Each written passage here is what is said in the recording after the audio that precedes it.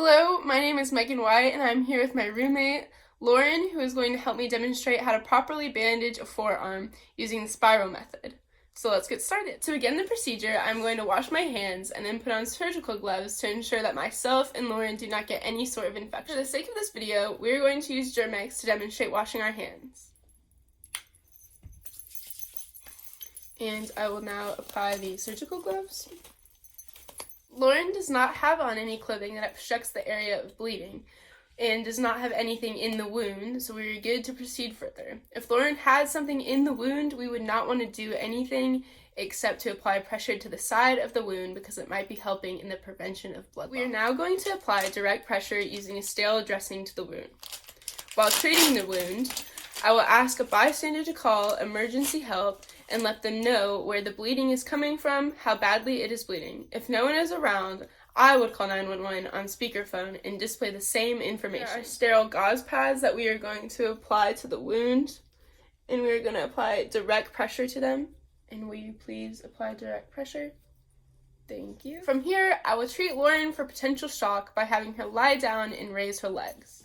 So we have Lauren lying on her back with her feet raised, and this is the correct position to treat someone for shock before the ambulance. Now, while they are lying in the position, we would secure the dressings using a roller bandage, but we're going to show you standing up for the video how to do a roller bandage. Thank you. So we're going to go twice around to ensure that it stays. And then you put it a little higher, and then go lower, higher, lower, and you basically just repeat the process.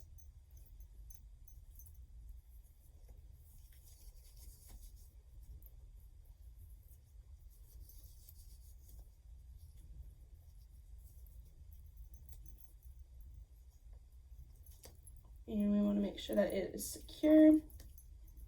So we will wrap it very tightly, and there it should look like the spiral method. So we want to make sure that the bandage is not too tightly wrapped around the dressing. By doing that, we can take a finger and we can press it. And then if the color returns within 2 seconds, we are good and the wrap is nicely on there, but if the color does not return, that means that it is too tightly wrapped on. Throughout the procedure, you want to check in to make sure that they are doing okay and that everything is feeling all right. How are you feeling? I'm good. Yeah. You're doing all right? Mm-hmm. Okay, we're good to go. So I will now demonstrate how to take off surgical gloves correctly. Now you want to grab at the bottom of the glove. You want to make glove-to-glove contact and skin-to-skin contact. So now that you grab the bottom, you want to twist it up and woggle that in your hand. And skin to skin contacts, you want to do skin, pull up, and collect that in a ball. And then you will dispose of this. So I will now wash my hands for 20 seconds with antibacterial soap. The gloves got disposed of properly, so now all we need to do is wash our hands.